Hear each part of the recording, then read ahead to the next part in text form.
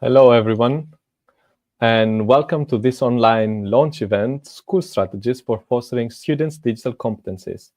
My name is Konstantinos Andronikidis, and I coordinate on behalf of European Schoolnet the work of the Interactive Classroom Working Group, which has developed this publication, as well as a set of 15 case studies from 8 different countries. During this event, we will have the chance to delve into the guidelines and get some insights from the schools that participated in the study. So before we do that, some information for you. So you can ask questions in the chat or comment section of the platform on which you are following this event. There will be time after the first part of the event to respond to any questions that you might have. We want to hear from you, so please share your experience and what is happening in your school. Does your school have a digital education strategy already? Or is your school considering developing one in the coming period? Also, the video recording of this event will be available on the Future Classroom Lab website right after the live event ends. And all the publication and outputs that we will be talking about today are available on the website for download. So let's take a look at what we will be discussing today together. We will start with a short overview of the work that the Interactive Classroom Working Group does and how you can, as a teacher or a head of school or a member of the leadership team of a school, policymaker, regional authority, whoever you are, you can benefit from these outputs that the working group has created over the years.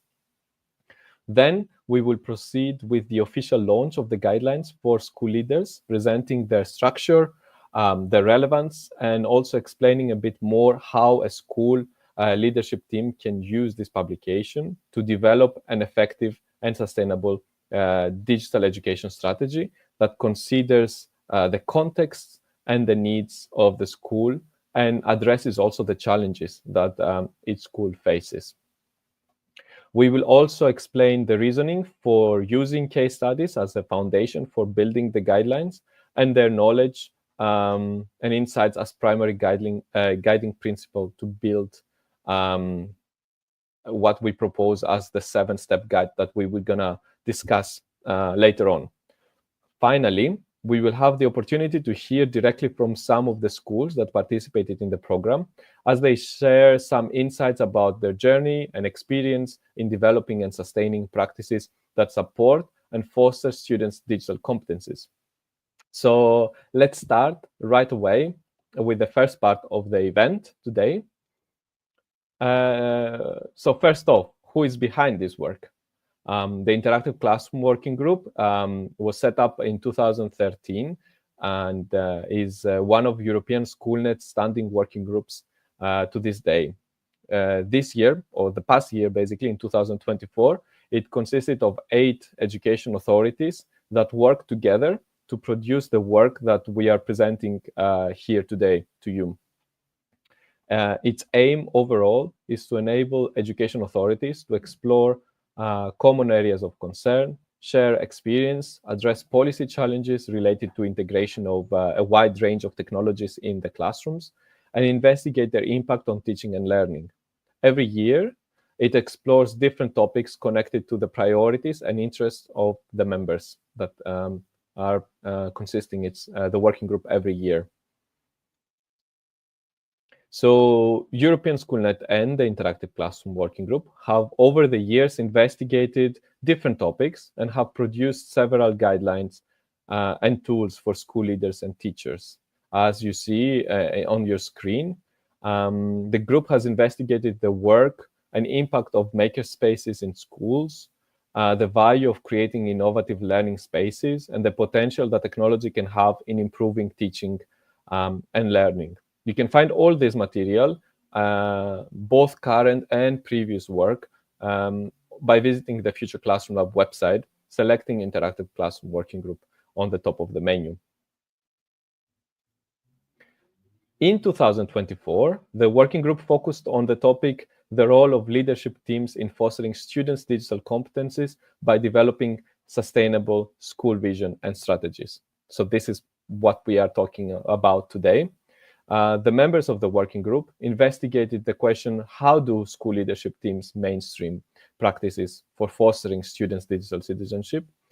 And they looked into what are the enabling factors that support,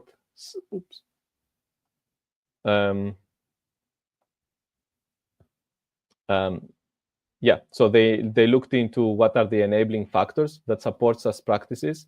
How do school leadership teams develop and implement school digital education plans in a sustainable and inclusive way?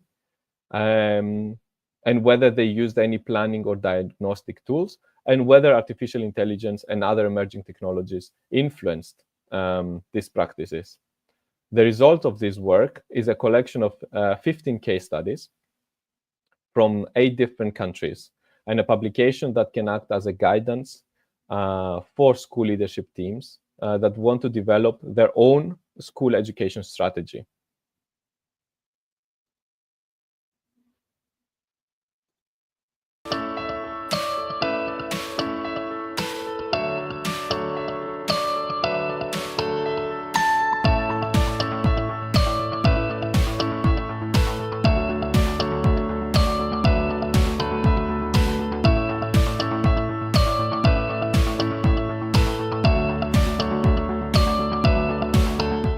Well, I think they need a shared leadership, so that not they are the leaders, but they share this leadership with the other and have a clear vision where to go. The school leadership team needs to have very effective communication with wider stakeholders in the school and with the staff around the topic of digital learning.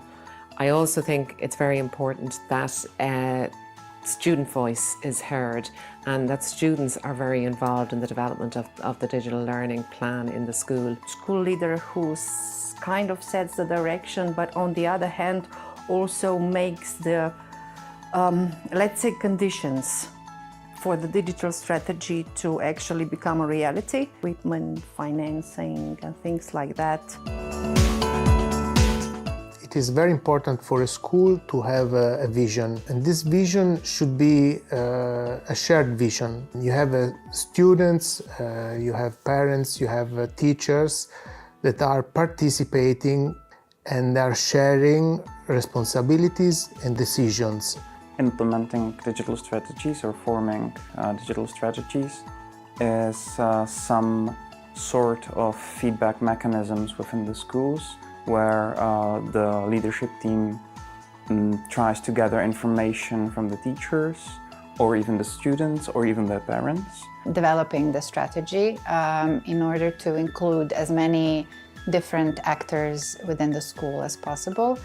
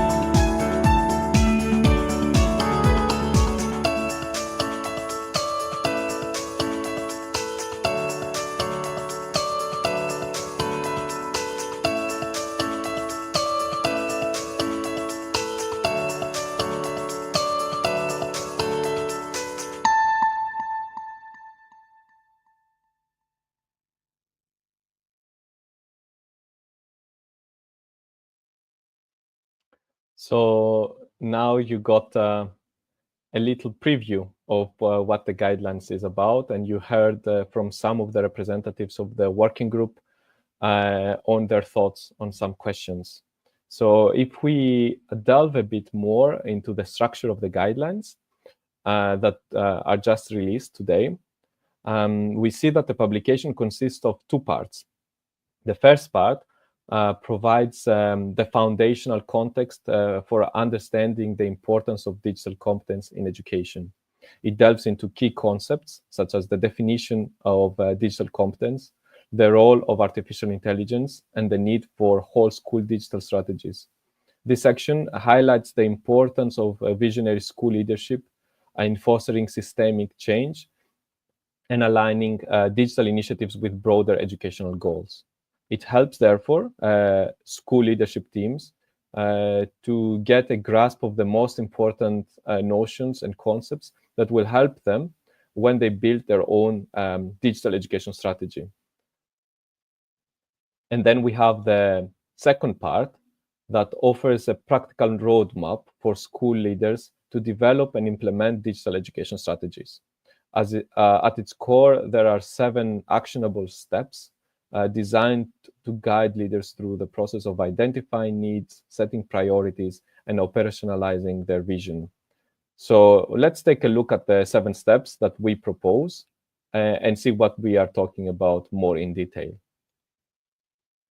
So as you see, there is a cyclical process of the steps proposed. And this is for a reason, because we think this is an iterative process. And the first step in this process is to establish a strong leadership team. This means building a diverse and capable leadership team to address both educational and technical dimensions.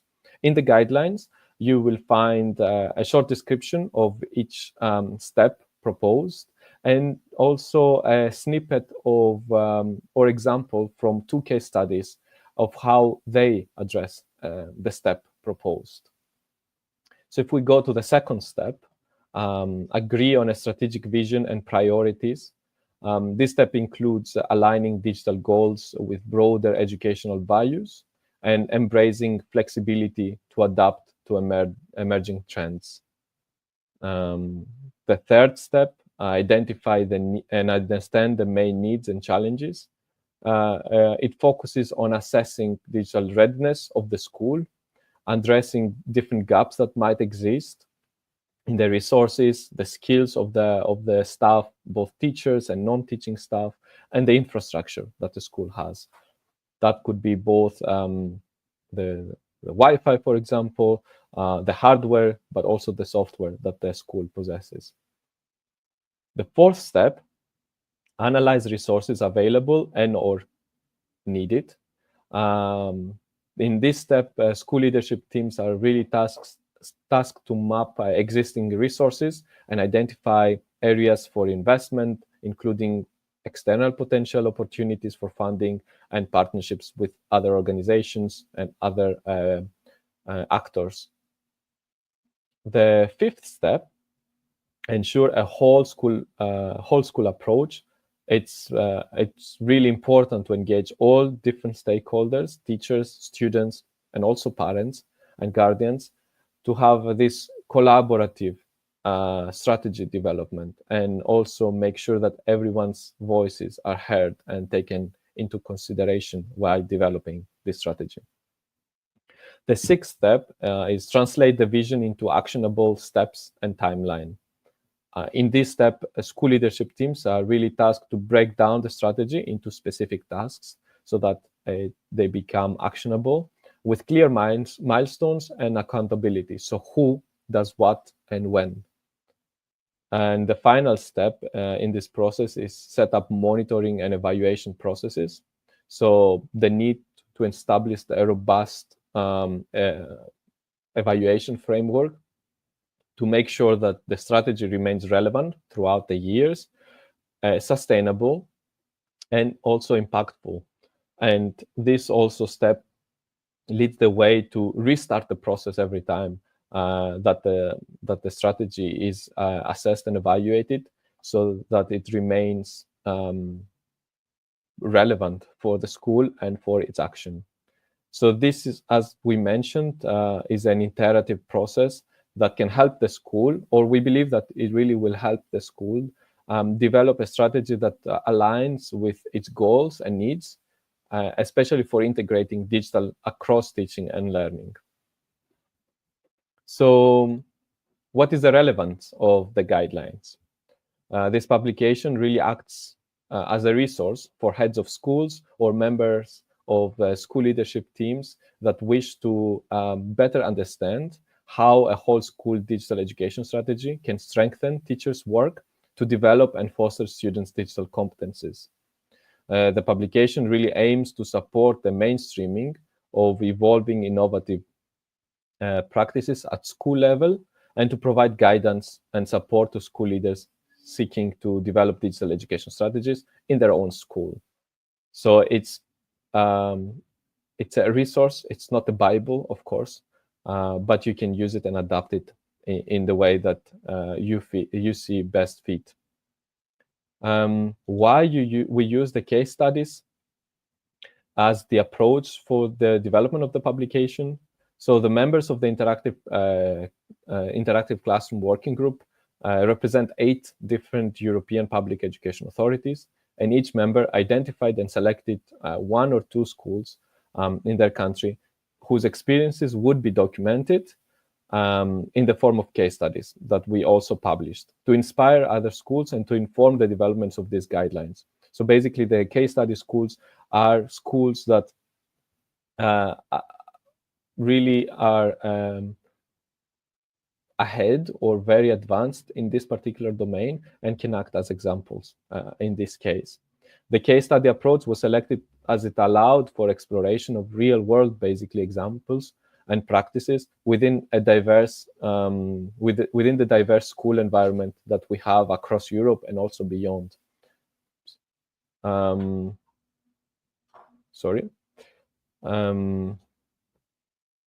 So given that the working group represents different and unique educational systems and contexts, the case studies provide really a flexible and nuanced methodology to capture the diverse ways in which school leadership teams develop and implement school digital education strategies according to their context and their needs. So how one can use the guidelines? We believe that these guidelines can be used as a practical framework to design and develop their schools' tailored digital education strategies and that align within the unique vision, needs, and context of each school that is using them. The proposed approach aims to support school leadership teams by providing a step-by-step process to assess their school's current digital capacity, identify gaps, and develop a cohesive plan that integrates the technology meaningfully across teaching, learning, and administrative processes. The case studies that are published separately, so they are already published on our website, serve as a rich resource for inspiration and offer real-world examples of successful strategies implemented in diverse school environments. School leaders can study and adapt these best practices to their own settings, drawing on insights about fostering collaboration, leveraging community partnerships, using technology purposefully, and in a quality manner that makes sure that integrating technology in the school has a purpose and a meaning.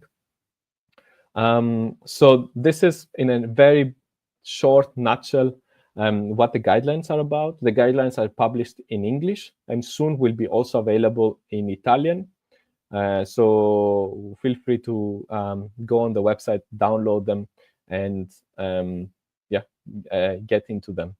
So before going to the more exciting part with the school's presentations, we have some time for any questions. So if you have any questions, anything that you want to know more about the guidelines, feel free to ask using the chat that in the platform that you are using, and we're happy to hear what you think.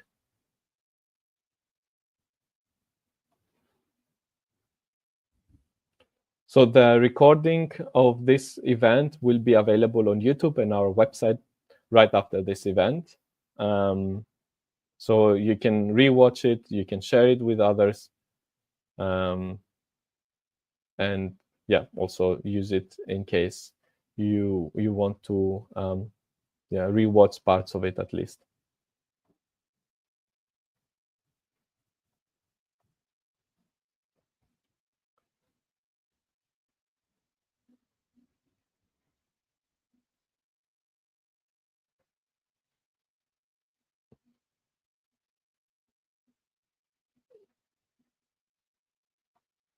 So if there is any question about the guidelines, feel free to add it in the chat.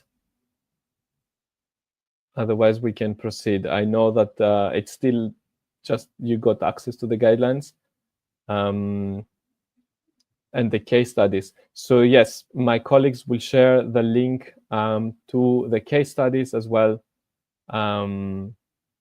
here in the chat, but you can always find them on the website, on the Future Classroom Lab website online.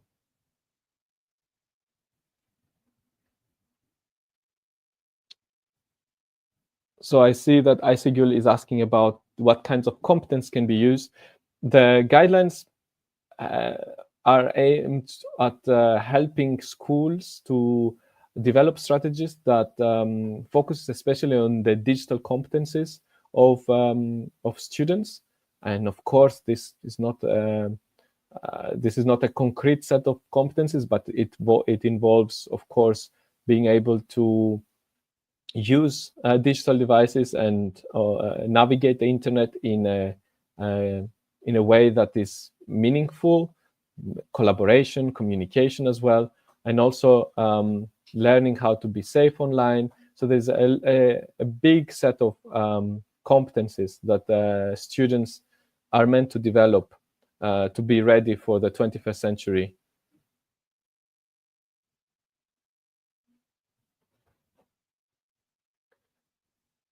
Umberto says that it's a bit daunting creating guidelines for something that develops so quickly. They have to be constantly updated and improved.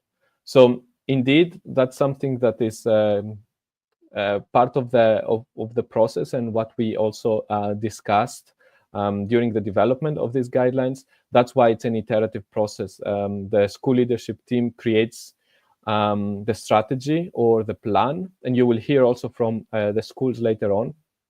But it's a continuous process that involves revisiting the strategy, reevaluating the different steps, and understanding what is relevant and what is not at a particular time.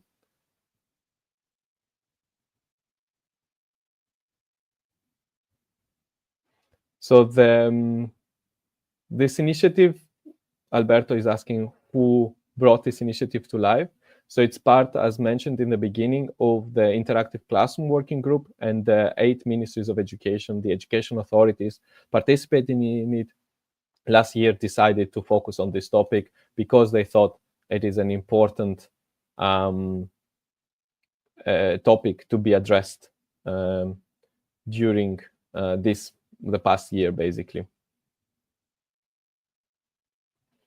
So I see that there are several questions in the chat, but to have the possibility to go through the different examples from the countries, I will proceed. And then if you have any more questions, we can, and if there is time at the end, we can also address some of them at the end of the live stream. So now let's move on to the more exciting part, let's say, of this event. And we have the honor and pleasure to have with us today some of the 15 schools that participated as case studies in this program to present to us a bit more in depth their work and activities that aim to foster students' digital competencies. So, of course, this presentation is not a detailed presentation. So if you want to learn more about these schools or the other schools that are not present here with us today, feel free to, again, check out the case studies, the individual case studies that are available on the website, and read more about them. So we will start our school meet with the schools that are highlighted here today. You see all 15 schools on the screen, and we will go in an alphabetical order and introduce each schools. So we have with us first, we will start with the Czech Republic, and we have Michaela with us. Let me just remove this, and I will add Michaela on the stage. Hi, Michaela.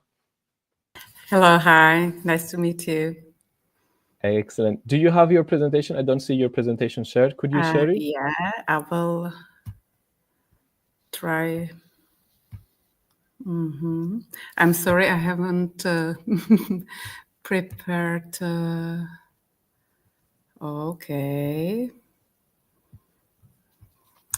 I'm sorry because I had some issues on the last meeting.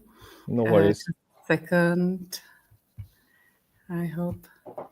Or probably, yeah, no, it's something else, maybe.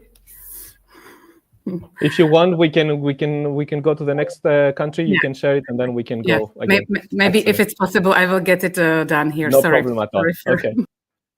All right, then let's go and meet Ireland. Hello, my name is Declan Kirk, and I am Assistant Principal AP1 at St. Nessans National School, Mungret, Limerick, in Ireland.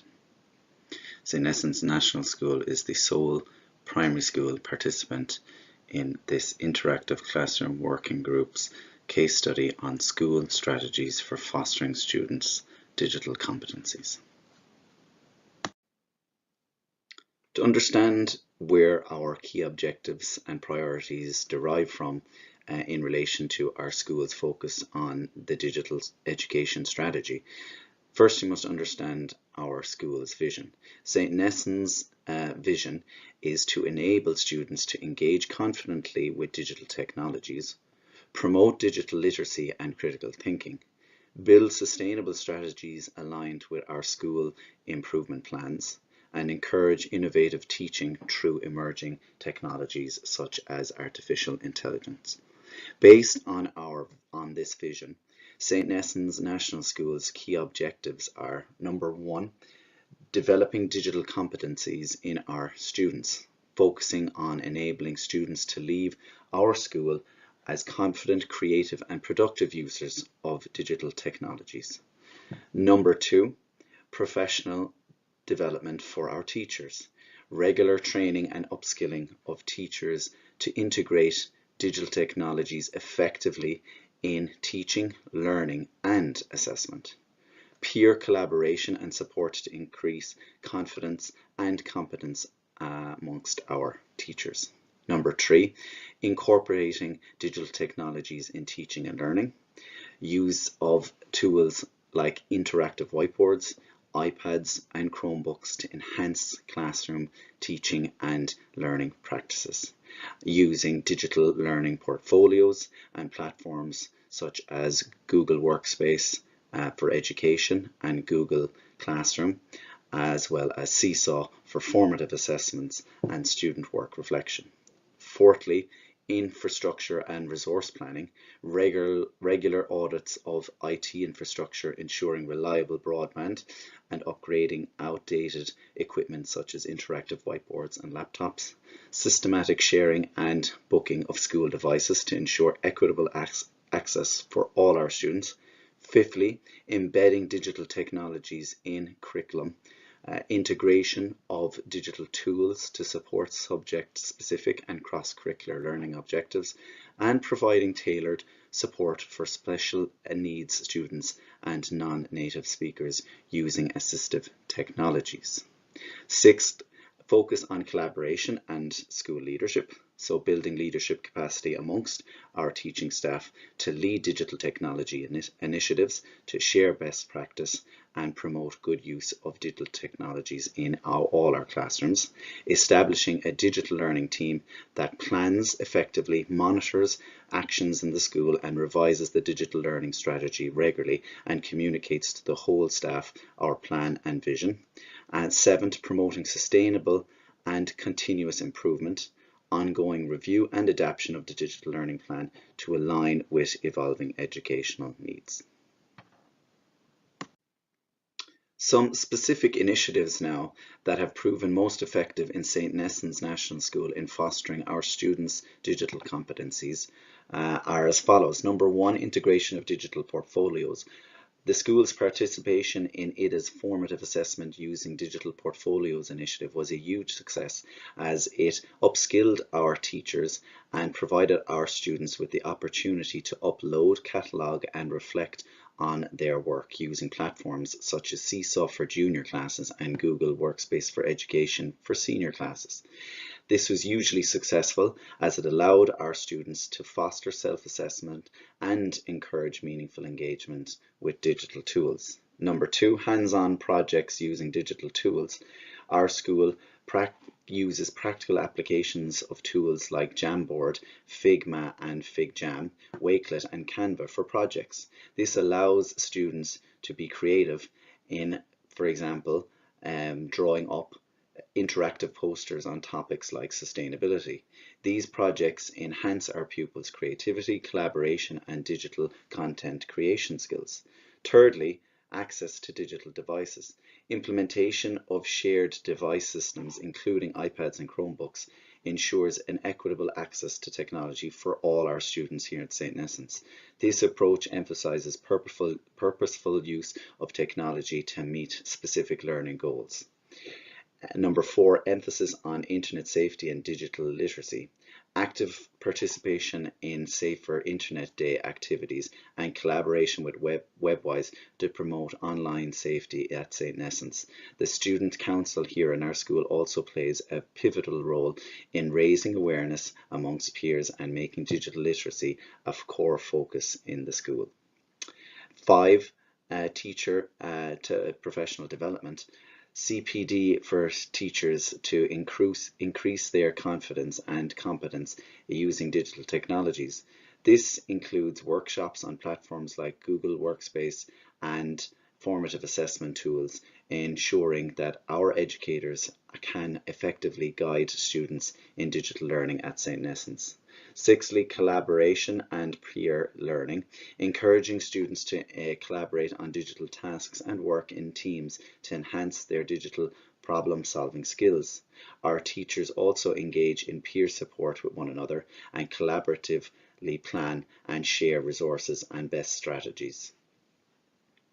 7, use of emerging technologies. Trialing tools like AI and coding initiatives with local partners in the Mungret area, such as engaging with companies like Analog Devices to introduce students to advanced digital competencies and concepts and their practical applications. 8, integration of digital tools for assessment, leveraging online assessment tools like Kahoot, Booklet and Socrative to enhance engagement and provide immediate feedback to our students. These tools are widely used throughout our school. And 9thly and finally, school-wide planning and leadership. The digital learning team regularly reviews and refines the digital learning plan and ensures alignment with broader educational goals and fosters a culture of continuous improvement here at St. Nessens National School. St. Nessens National School has faced several challenges in implementing our digital learning plan. Some of these challenges are as follows. Number 1, infrastructure limitations. Unreliable broadband and Wi-Fi signals in the school in certain classrooms have caused a reoccurring issue causing disruption to digital learning. Aging and obsolete IT equipment such as interactive whiteboards and laptops limited the ability to provide a consistent and digital learning experience for our teachers and our pupils. Number 2, funding uncertainty, difficulty in planning for device purchases and infrastructure upgrades due to unpredictability of the grant funding timelines. The Department of Education does not make it clear when the IT grant will hit schools, and therefore it can be very frustrating when trying to plan effectively for upgrades and purchases of IT equipment. Thirdly, time constraints for teachers. Our teachers face very heavy workloads with new curricula and the integration of digital learning, making it challenging to dedicate time for upskilling and implementation. Fourthly, our teacher competence and confidence. Not all our teachers, in essence, are equally confident or skilled in using digital technologies for teaching, leading to inconsistencies with implementation. Fifthly, maintaining staff engagement. Ensuring sustained teacher interest here at St. Nessens and engagement in digital initiatives requires continuous effort and innovation from the point of the IT coordinator and the digital learning team. Sixth, sustainability of digital initiatives. Maintaining momentum and ensuring the digital strategy aligned with long-term school improvement plans is an ever-growing issue and very complex task. Some of the strategies that we implemented at St. Essence to overcome these challenges were, number one, infrastructure improvements.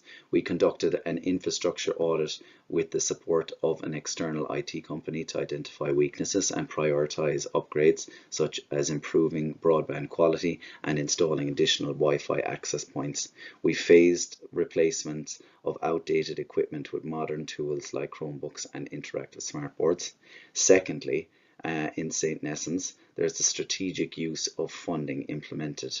We utilise Department of Education grants, and working with the Parents Association, there's huge fundraising initiatives and there's efforts made to address immediate and critical needs in infrastructure and devices for the school. Thirdly, teacher support and professional development. At St. Essence, there is allocated time and resources for teacher training, including informal CPD sessions, peer mentoring and collaboration. We also encourage our teachers to attend external workshops and courses and provide in-school support through programs and working closely with external agencies like IDA. Fourthly, collaborative leadership planning. We've established a very good and effective digital learning team and digital coordinator to lead initiatives and provide support to our teachers and conduct regular evaluations of the digital learning strategy. We integrate digital learning goals into the school's broader improvement plans, and we ensure that there is alignment with the long-term objectives of St. Essence National School. Fifthly, we focus on teacher workload, engaging in one-to-one consultations and reviews with teachers to offer tailored support without adding unnecessary workload. Sixthly, regarding community engagement, we actively involve our parents, students, and the broader school community in digital learning efforts, promoting awareness and garnering support for initiatives like internet safety workshops and other digital school events. And that is how our school has provided support in overcoming these challenges. And that is a short insight into the implementation of St. Essence National School digital learning strategy. So you see the first example from Ireland, and this is how you can use the case studies exactly. You see the steps and you ask, how can I do it? You can check out the case studies and learn more of how schools actually tackled these problems and have innovated in that regard. So thank you very much, St. Essence from Ireland. And now we go back to Michaela from the Czech Republic. So I see that your slides are there. So you have the floor. Thank you. Hello again. I would like to shortly introduce our school, which is probably a bit different from what you normally imagine when you hear a school. Our school provides blended education, which means that our pupils meet for 3 weeks per month online. They work or learn from their homes, and then we go for 1 week all together for expedition, which reminds a kind of school trip or something like that. So digital learning or using digital tools is really integrated in our system, and probably my presentation will be a bit different from the others because we work a bit differently. What is our approach? Let's say it in a short way, we are trying to focus on values somehow, which are curiosity and self-development, then moral values and autonomy of our pupils. And it's all integrating digital tools and project-based learning. I can explain later, or if you are interested, you can get in touch and we can discuss that in more details individually. What we offer is personalized mentoring, peer collaboration, and everything around that.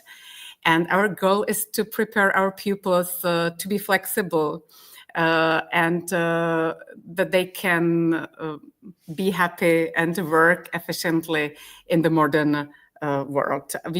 I would say in future, but the future is here, so they would be happy there where they are. This is how our school looks like. So this is our morning session with pupils, and how to express our objectives. I chose just some of them, but let's talk a little bit about flexibility and adaptability of our school.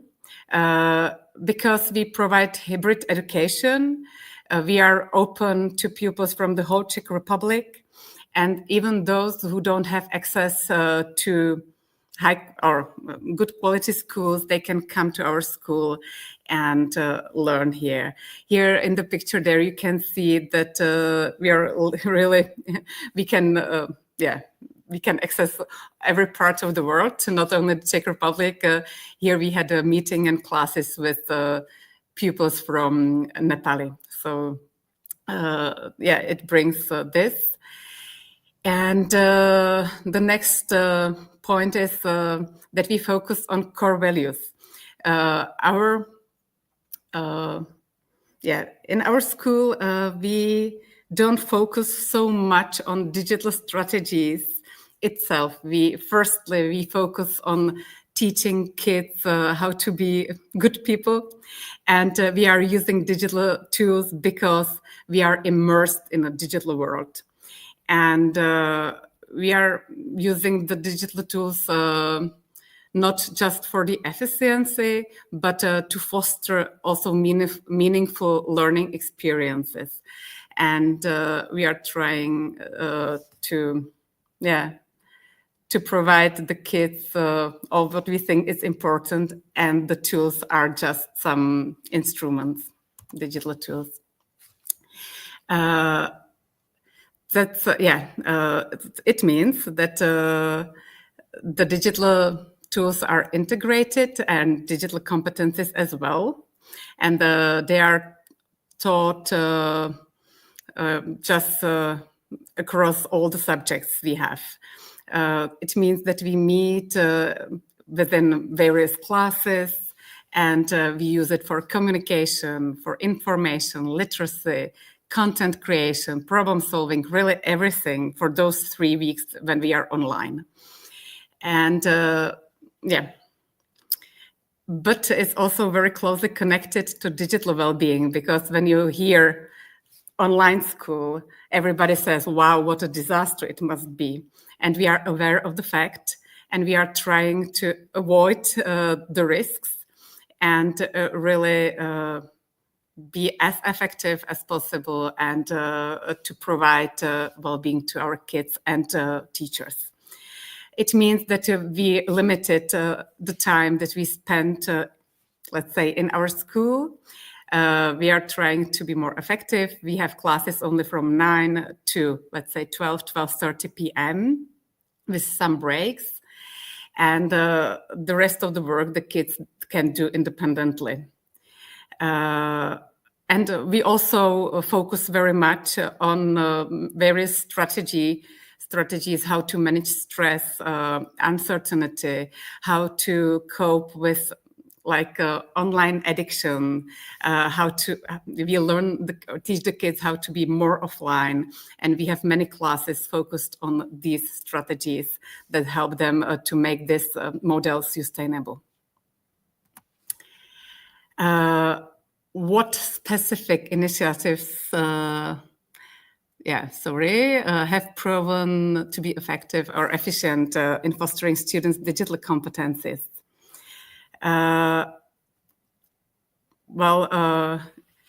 Here you can see some examples. I've just been talking about one of them. It's the hybrid learning that it's itself, the model itself, it's kind of strategy. I talked about that earlier, but also mentoring and peer support. when the pupils enroll into our school, we are part of a private network, and they can come whenever they want to. So if they enroll in our school,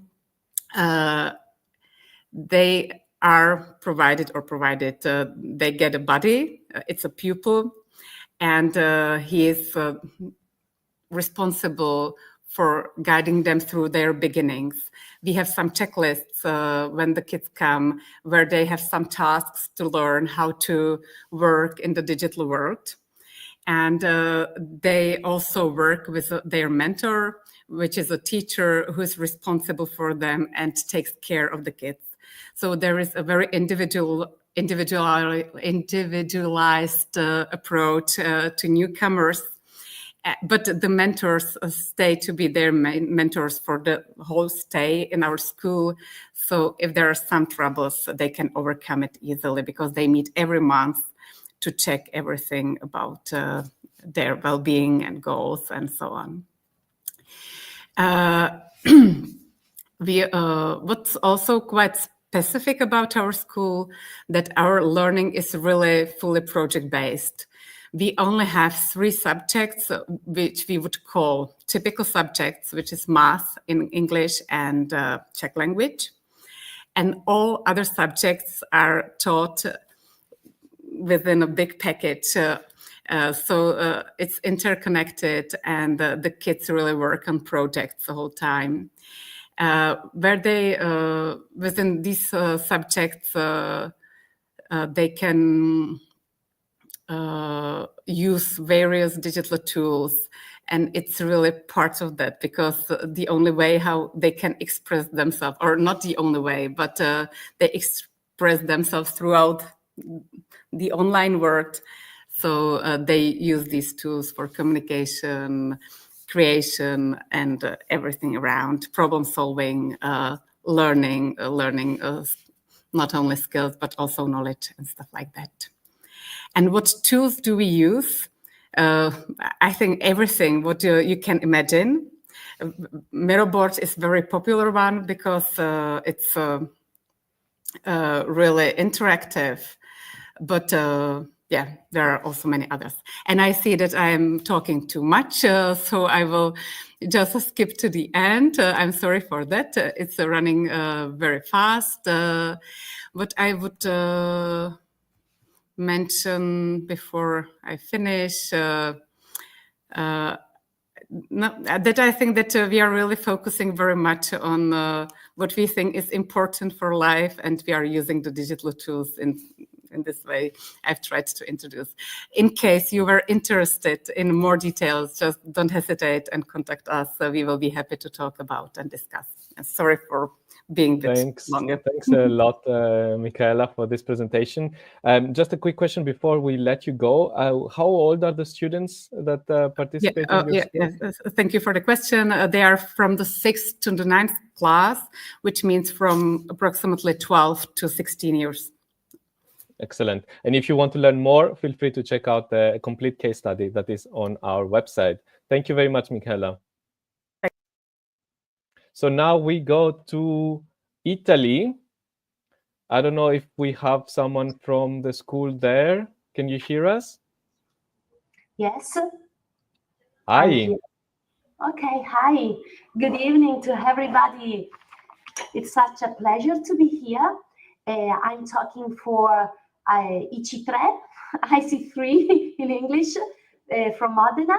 My headmaster is not here, but he's following us online. And I'm going to present, if you be patient, only a while, okay? So, here I am.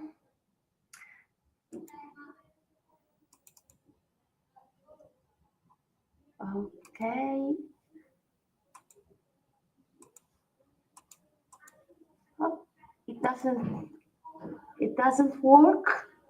Maybe you try again. And also, we don't see you. We see your classroom. Maybe we go to the next country and then we can come back. You can try. Please try. Classroom. Okay. please try to share your screen, and then we will put it on the live stream when it's time for you to speak. Okay. Thank See you you. later. See you in a bit. So we will go to Luxembourg. This is when you have to do with live connections from all over Europe, and we connect with Mike from Luxembourg. Everybody. Hi, Mike. Hi. So the floor is yours. Okay, thank you very much. So I start with my presentation. Just try this. So good morning, everyone. So my name is Mike Dostert, and I'm a member of the school management team at Lycée Aline Mayrisch in Luxembourg. So I'm very excited to share with you how our school has developed and implemented the digital education strategy. So Lycée Aline Mayrisch is in fact a public secondary school that offers all national curricula for students aged 12 to 15, as well as the so-called enseignement classique for students aged 15 to 19. So our school has always been in Luxembourg a pioneer in educational innovation. Before we dive into the technology, let me emphasize something very crucial at the beginning. So it's always very important to invest first in human relations, then in technology. Technology is just a tool. The real key to success in digital education lies, in fact, in the relationships between students, teachers, and the school community. So let's explore now how we ensure that technology serves these relationships rather than replaces them. So at Lycée Aline Mayrisch, we have built our digital education strategy around 5 key priorities. So first of all, through the one-to-one initiative, every student is equipped with a device, ensuring that all students have the tools they need to learn and collaborate. Secondly, we encourage students to actively manage their digital tools rather than passively consuming content through our main motto, which is l'élève autonome et responsable. So the autonomous student and the responsible student. We have embedded digital literacy into the curriculum, covering topics such as programming, AI, digital ethics. So our school was the first in Luxembourg to implement cloud-based learning environments, allowing interaction between students and teachers. We ensure that both students and teachers receive ongoing training on new technologies and best practices in digital education. So with these priorities, we aim to create a digital learning environment that is not only innovative, but also sustainable. However, the real strength of our school is not technology itself, but our human approach. Digitalization must never replace pedagogy. Instead, it should support and enhance it. That's why we listen to our teachers, students, and school community before implementing any digital initiative. Their voices shape our strategy. So how do we turn now these priorities into action? Here are some of our most effective initiatives. So I talked already about the one-to-one initiative. So every student receives a device. And so this allows for personalized learning, digital note-taking, and collaboration through, for example, cloud-based platforms like Google Workspace or Microsoft 365. We teach coding, AI, and media literacy, as I explained already. So students don't just use technology, they learn how it works and how to use it responsibly. So at our school, digital transformation is not just dictated from the top. So instead, teachers, students, and parents actively shape the digital strategy. Through partnerships with initiatives like Be Secure or the CNPD, we educate students about online safety, digital ethics, and cyber threats. We transform traditional classrooms into makerspaces, integrating things like 3D printing, AI, collaborative tools. These initiatives have significantly impacted our students' ability to use digital tools. But let me stress another key point. Never simply copy an approach from another school. Digital transformation should be unique to each institution, tailored to specific needs, culture, and values of the school. What works for one school may not work for another. So instead of imitation, we should focus on adapting digital education to fit our own environment and educational philosophy. So, of course, implementing digital education comes with challenges. Here are some of the key issues we faced and how we tackled them. Resistance to change. So some teachers were hesitant to integrate technology into their lessons. So what we did is we established training sessions, peer support system, and an onboarding process for new teachers to familiarize, in fact, with our digital strategy. Parents also, the parents were worried that constant digital exposure might negatively impact their children, screen time. So what we organized is parent workshops, and we promoted mindful device usage and launched screen-free initiatives. So while we emphasize digital skills, we also value non-digital learning. So we created structured guidelines for technology use, ensuring that students develop digital literacy while maintaining a balance with traditional learning methods. So the rapid evolution of technology means our strategy must continuously adapt. So what we did is we applied for external grants and foster a culture of innovation. And so to keep our digital approach relevant and effective. The most important lesson we learned: always prioritize the people behind the technology. Our digital journey is not just about devices or cloud systems, it's about trust, collaboration, and a shared vision. Listening to teachers and students has helped us shape a strategy that works. And above all, we remain flexible to adapt as education evolves. To summarize, our digital education strategy at Lycée Alimaris is built on the principles of accessibility, responsibility, innovation, and continuous learning. By integrating in a fruitful way, we are preparing our students to navigate the digital world with confidence and competence. So we have, in fact, the motto, donner aux jeunes les racines et les ailes. But the most valuable takeaway: technology is just a tool. People make the difference. If you invest in relationships, communication, and school culture first, the technology will follow and support your vision. Thank you for your time. Thank you very much, Mike, for this presentation and for sharing what you are doing in your school, which is really impressive. And also thank you for participating as a case study school. So if you want to learn more about the school, feel free to check out the publication specifically for Mike's school. Thank you and have a good evening. Thank you. So we will now, I see that we're still having some issues with the school from Italy, but we will proceed with a presentation from Portugal. Hello, good morning everyone. My name is Jorge Dias. I am the principal of Agrupamento de Escolas de Freixo, a school situated in the north of Portugal.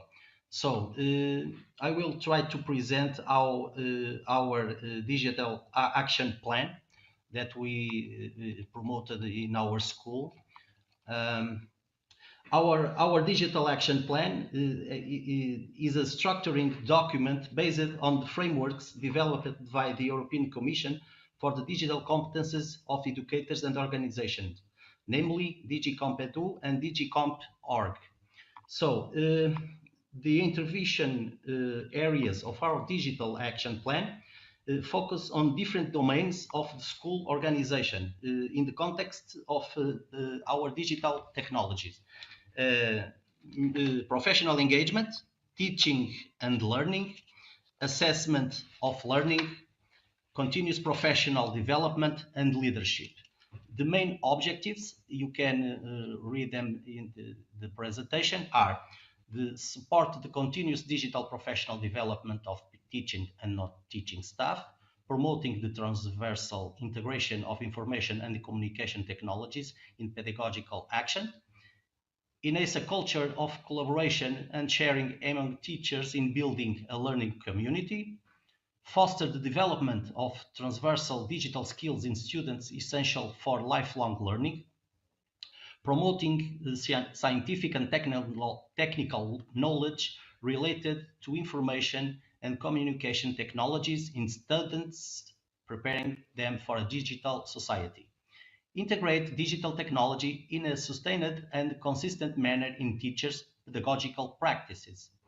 Promote digital innovation in pedagogical, organizational, and technological dimensions. Promote digital literacy among parents, guardians, and families. Improve the digital infrastructure, equipment, and internet access available in the school cluster in collaboration with the institutional and business partners. These are our main priorities. So, our main initiatives or practices that have promoved the most effective efficiency in fostering the students' digital competences are the creation of different informal learning environments. For example, the makerspace, the multimedia club, the meteorology club, the dedicated computer room, and the project of robotics. These are our main projects, and we think that make the promotion of the transversal learning of our students. The school is not limited to what happens inside the classroom. It's that our opinion. To promote the holistic development of students, it is essential that they learn in different contexts. So the use of digital resources for us in different spaces allows students to acquire skills that are fundamental to their overall development. The main challenges that we face implementing our digital education strategy are the need of training of teachers, parents, students, and other staff that works in our school, and the little budget capacity to invest in spaces and equipment. Among different challenges, the greatest difficulty was the need for training teachers, non-teaching staff, students, and families. In response, we've developed internal training plans using qualified teachers as training. And we developed also training plans defined using duly accredited external entities and partners. We also promote moments where students act as trainers for adults and parents. Another major challenge for the generally of Portuguese schools is the budget limitations that hinder investment in spaces and equipment that effectively meet the needs. It is necessary to create partnerships with municipalities which are responsible for the maintenance and improvement of the physical spaces of schools, and it is also essential to submit applications and projects for national and international entities to allow for the acquisition and the renewal of the equipment. So this is a short presentation of our school. Thank you for your attention. Have a nice day and good job and work for all. Thank you. Thank you very much, Jorge, for this presentation of the Portuguese, one of the Portuguese case studies. And as you can see, not everything is great. Even in the case study schools, there are challenges to be overcome. So that's why we think they are great examples for you to use if you want to develop your digital education strategy. So let us try to go back to Italy. Yes. I don't know if you can hear us. Okay, you can see me and hear me. We cannot see you. We have a black screen, but I have shared. Now, I can put you. Okay, and now? No, we cannot see you. And my presentation? Your presentation also not, but I can put it. I can put it on the stage, so you can take. You see your presentation? I can see it. Okay, you can.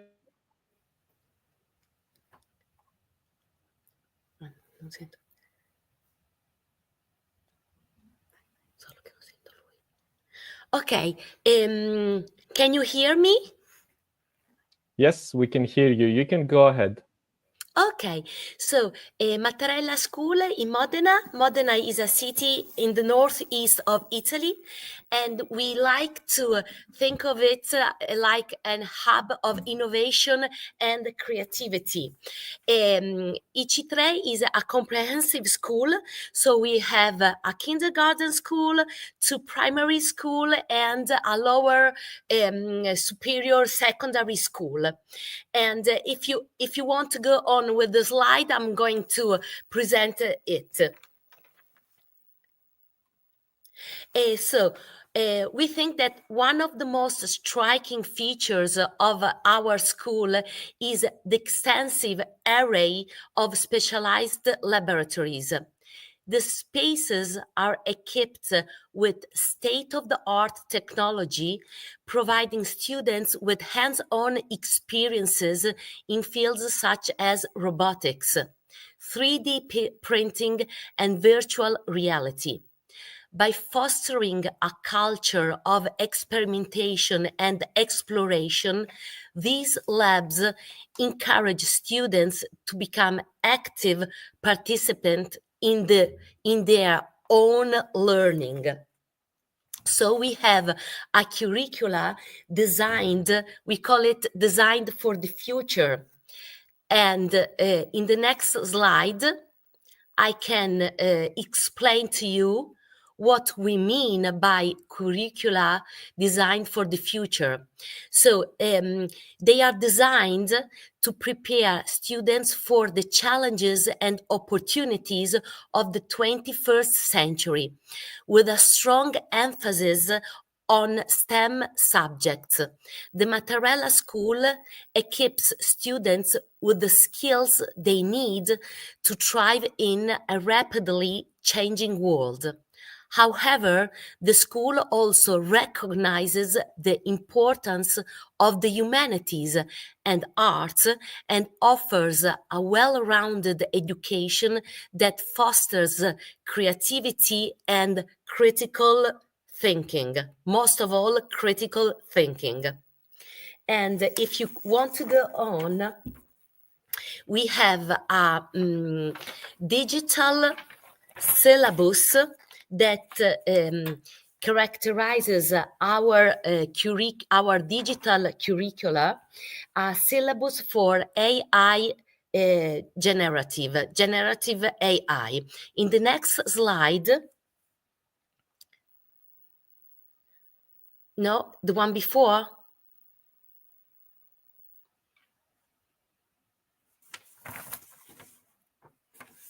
Before this one.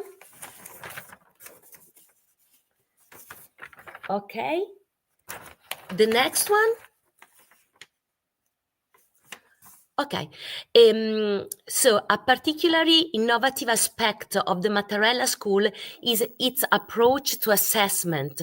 Rather than relying solely on traditional tests and exams, the school has embraced narrative assessment. This approach involves a teacher providing students with detailed feedback on their work, helping them to understand their strengths and weaknesses and for the set goals for future improvement. Narrative assessments allows teacher to develop a deeper understanding of each student's learning process and to tailor instruction according to their learning. Next slide, please.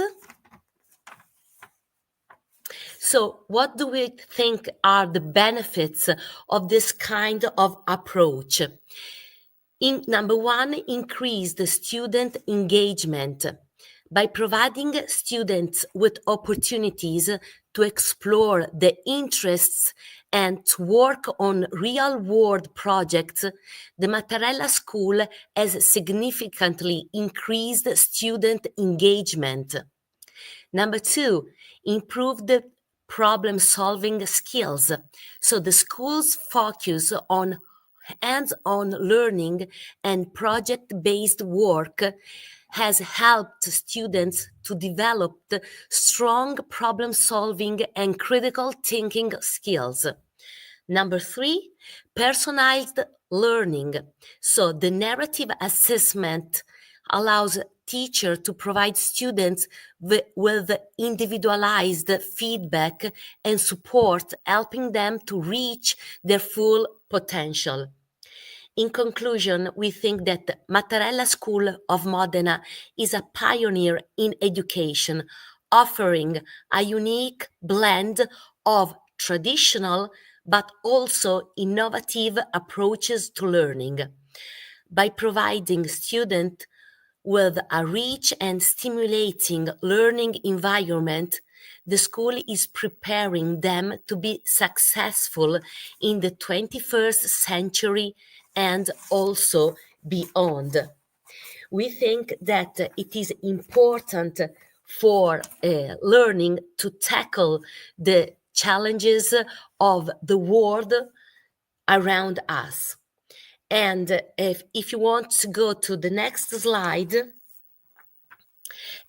before thanking you, as I see that we have some minutes left, I wanted to tell you about our STEM sisters. We call them STEM sisters because they have the name of 5 famous women.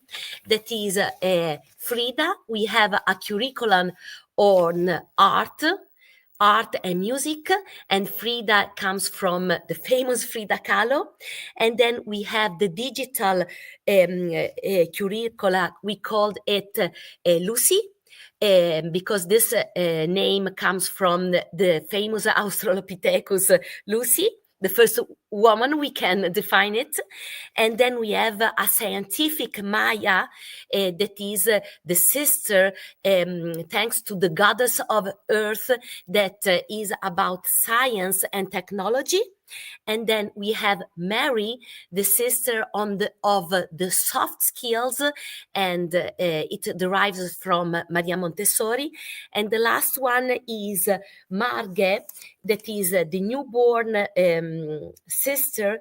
And Margaret was the 13th century queen of France. She was engaged in poetry, literature, and philosophy.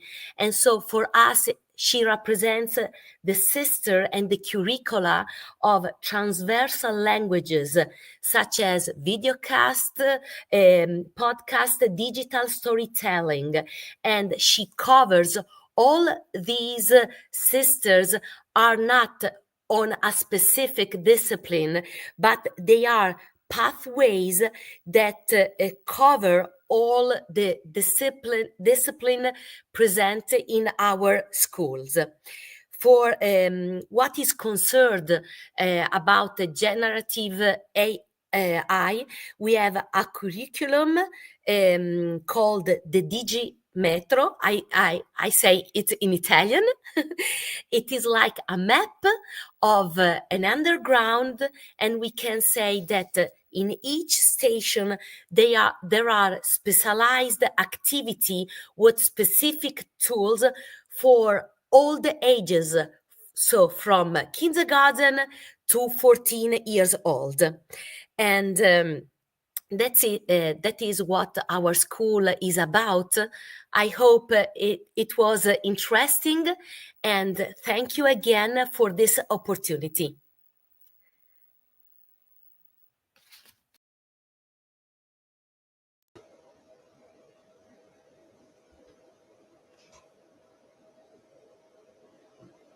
Hello. Boris, you can go ahead. I have an issue with my camera, but you can go ahead and present the next one. Thank you very much to Italy for the presentation. And now we go to Slovenia.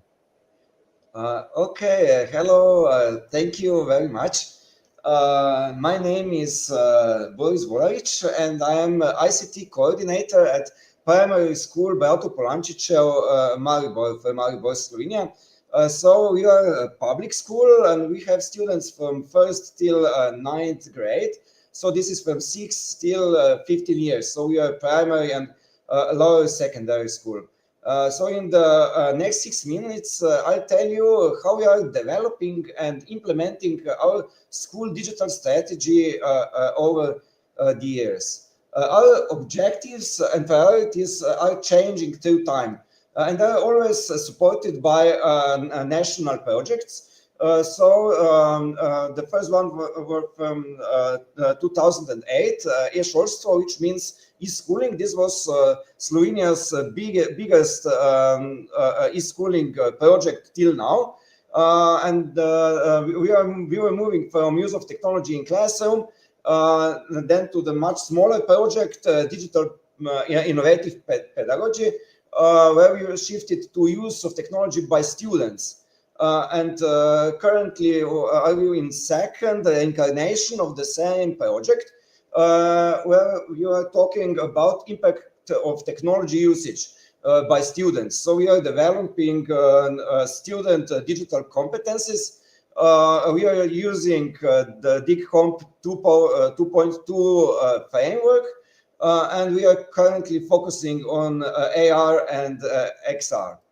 Our school vision from the year 2008 is satisfied and successful teachers, students, and parents in a modern, recognized school. And later we added that is open to ideas, knowledge, and new technologies. So we are actually committed to implement this our vision into our strategic development plan. In Slovenia, it is mandatory for all the schools to have a strategic development plan for a period of 5 years. We are creating ours in the co-creative workshop with all the students. So this is a result of our brainstorming of all teachers. In the center is modern equipment. They want to have it, they want to use it. But I think we are one of the first schools in Slovenia who implemented our digital strategy into the strategic development plans. So usually it's a separate document, but we have it in the joint document. But what is important that this is actually an ongoing process of monitoring and tracking changes. So in 2023, we checked the current state, and then we set our target state to 2028, and now we are monitoring how are we doing. We are focusing on equal development of all 4 aspects of school information system. On the top there are people.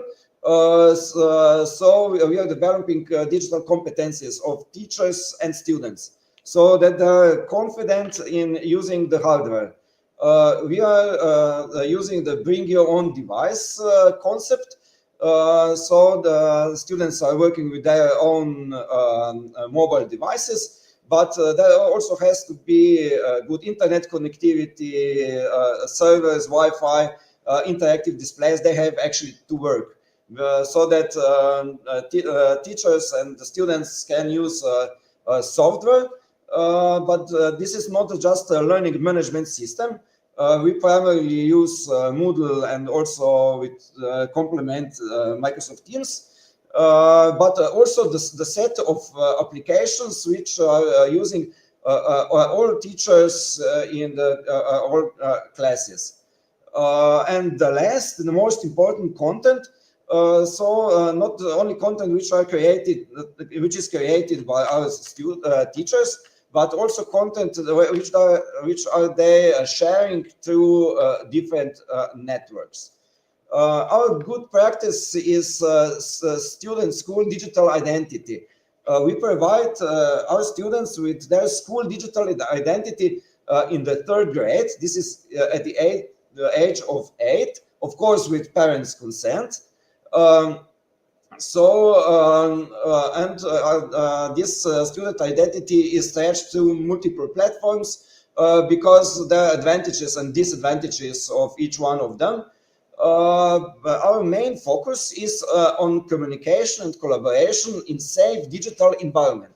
So we are teaching them how to responsibly use their identity, and this was how to chat, group chat, how to make group work in a safe environment with teachers' supervision and guidance. Of course, we also have challenges. The biggest is maybe motivation of all teachers.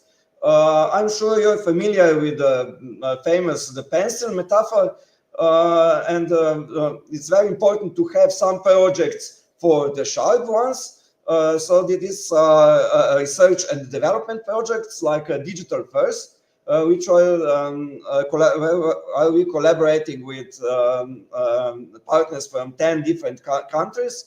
But we also have projects for other teachers. This is so-called Digitální učitel, which means digitally sustainable teacher. And this is project for development digital competences for all teachers in our school. So we are trying to change the mindset of all the teachers, also of this one which are not so comfortable with the changes. And the other challenge we are facing is digital divide in the classroom. Because in the Slovenia we don't have a mandatory subject of computer science or digital literacy. So in the classrooms there are some students which are attending elective subjects and they're very confident in technology use. On the other hand, we have students that are not attending computer science classes and they're not so confident. So we have this digital divide in the different classrooms, actually in all classrooms. So this is a big problem for all teachers of all subjects, because it's very hard to prepare activities for such diverse classrooms. So this was a short introduction of our strategy. Thank you for your attention, and you're welcome to follow us and to see more about what we are doing. So thank you. Thank you very much, Boris, and apologies for putting you very abrupt into the live stream due to some issues with my device. So now we will proceed. We have 2 more countries exciting to go. And now we have Serbia and Jelena. Hi, Jelena. Hello, everyone. And thank you for joining us even if you are on the go. So here you have your presentation. And the floor is yours. Yes, good afternoon. I am Jelena Markovic, Deputy Principal of Primary School Nada Popovic in Kruševac, Serbia.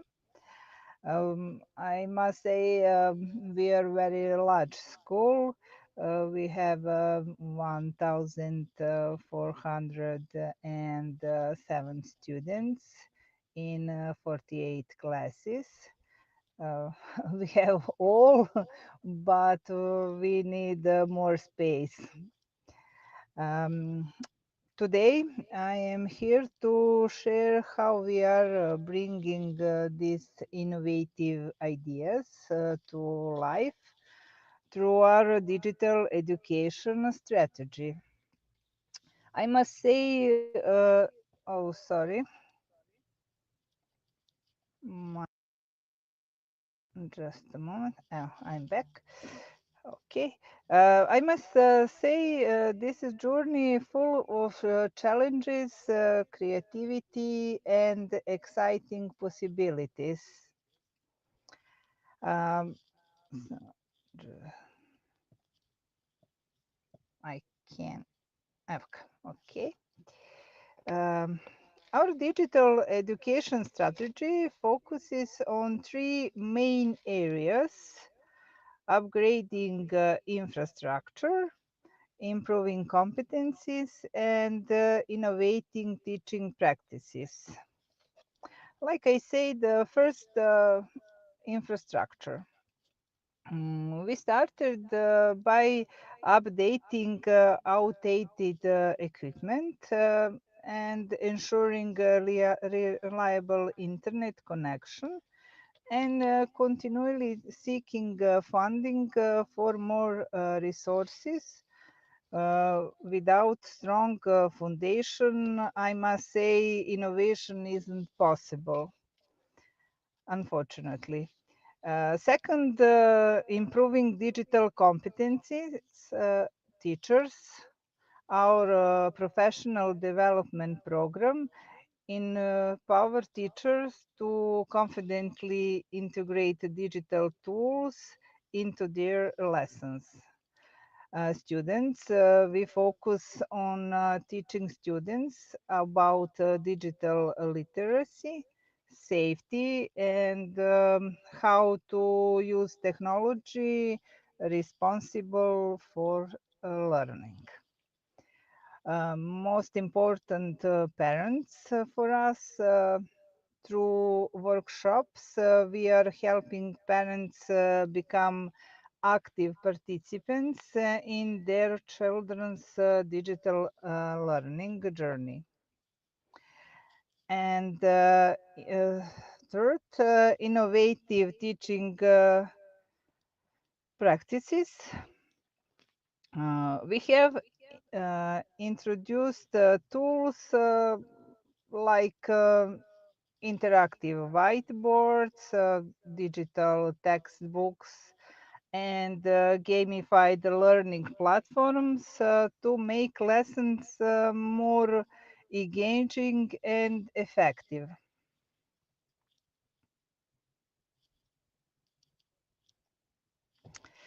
Uh, Let me share a few initiatives with you that have worked for us. First, teachers training. Our teachers initially felt, I must say, overwhelmed by new technology. But regular sessions and collaborative teams help teachers integrate technology into their lessons. Second, student programs. We have designed activities that teach responsible use of technology while keeping students engaged. For instance, digital storytellings projects allow them to express creativity while learning key skills. Uh, Third, parental involvement. One of our proudest achievements that teach responsible use of technology while keeping I'm sorry. Um, I'm sorry, we have face-to-face workshops with parents by covering topics like digital safety and bullying prevention. And we have built a strong partnership with families, and this is very important. Continuous feedback. We regularly collect feedback to surveys and class observations, refining, of course, our strategy to better meet the needs of our community. Challenges and solutions. Of course, this journey hasn't been without challenges. And I show you how we faced and how we overcame them. First, resistance from staff. Challenges is at first some of staff, like most teacher in the world, I guess, fear the challenge and felt unmotivated to adapt new tools. Our solution is we address this with ongoing training and by sharing success stories to showcase how digital tools can make teaching easier and more engaging. Second, funding challenge. Advanced tools and platform and equipment often came with a lot of cost. And solutions we actively explore the funding opportunities while creatively maximizing the tools we already had. Third, parental engagement challenge. Getting parents involved in digital education initiatives wasn't easy. Our solution is by offering practical, engaging workshops tailored to their concerns. We turned hesitant parents into enthusiastic collaborators. And digital education isn't just about technology, I must say. It's about creating opportunities for students to thrive into a fast changing world. And primary school, Nada Popovic, we see how embracing innovation can transform classrooms into dynamic spaces of exploration and growth. The challenges we faced taught us an important lessons. Progress is possible when educators, students, and parents came together with a shared purpose. I invite all of you to imagine the possibilities for your own schools. Thank you for listening. We are open to any kind of collaboration and feel free to contact us. Thank you very much, Yelena, for presenting your school. And anyone that is interested to learn more, they can also read the dedicated case study that is on our website. So, so now we move to the last, but definitely not the least, of our case studies or examples for today. And from Switzerland, we welcome Stephanie, who will present one of the case studies that we have from Switzerland. Stephanie, the floor is yours. Thank you very much. Can you hear me? Yes, we can hear you perfectly, and you have Very the presentation good. also. Excellent. So, welcome everybody. I am going to present a case study made in a small rural school community in the canton of Neuchâtel. And I am presenting on behalf of the school leadership team because there is a big promotion session with the parents tonight, so they were not able to attend.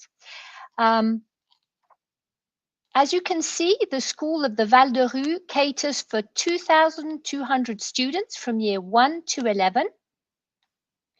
And the school itself is a conglomerate of different schools, 13 very small village primary schools, and then one large middle school. 250 teachers take care of these students, including teachers for special needs, social workers, school nurses, and librarians. There is a fantastic leadership team with 1 school head and 4 deputy heads, and a technology team, which is called CONUM, which is led by one of the deputy heads and comprises 7 teachers, some of whom have time as technology coordinators. And the interesting thing is that in this team, they have people from every key stage, including very young students. When choosing the case study for Switzerland, I thought it would be interesting to have one case study which is more top-down, which is the other one, and the Val de Rue has more of a bottom-up management style. And the focus areas of the school are, on the one hand, well-being, which is investigated in lots of different areas, be it flexible classrooms, lots of sports and outdoors initiative, inclusions, and future ready, and that's going to be the digital education and sustainability part. This school is quite famous for its flexible classrooms. It started with a few teachers who then talked about what they were doing with their colleagues, and we now have pretty much all of the primary classes that are run in this model. So what were the key objectives and priorities of this school's digital strategy? An interesting fact is that the school has been on the way of digital transformation for quite some years, and their digital strategy is not a separate document, is really embedded in the school's overall innovation strategy. Their objective is to promote digital literacy, but also a responsible technology use, because that is very much a request from the parents and teachers. They use tools to support students with special needs and promote differentiation in learning. They encourage innovation through teacher-driven projects, and that's really this bottom-up attitude. The school director is not the one to start projects, but he is going to help every teacher who has an initiative of pedagogical innovation.